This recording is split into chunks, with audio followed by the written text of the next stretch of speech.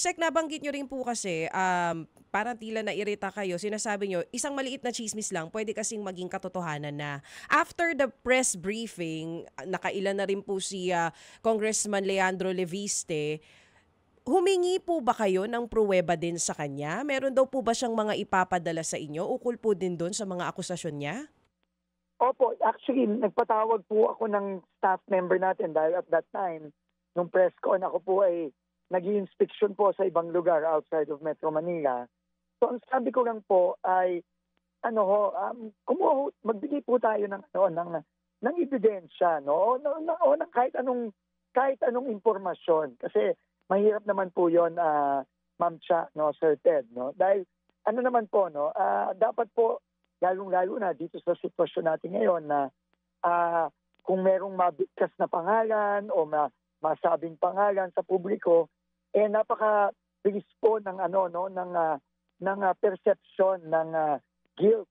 No, mahirap naman po yung ganon kasi kailangan po talaga meron tayo kahit anong impormasyon man lang. Hindi lang po yung in fairness naman po, no, kay Congressman Leviste. Sabi ko nga, nagpapasalamat ako sa kanya, no, na isinipubliko niya itong ganitong klaseng impormasyon. Pero in fairness naman sa kanya, sinabi naman niya, rumor lang ito. Pero sana po, hindi lang rumor. Sana meron namang kahit anong impormasyon na makukuha tayo. Para naman po matulungan din tayo sa ating mga iniimbestigahan dito sa loob ng DPWH. Mga kapatid, brothers and sisters, saan ka pa? Dito na tayo sa totoo.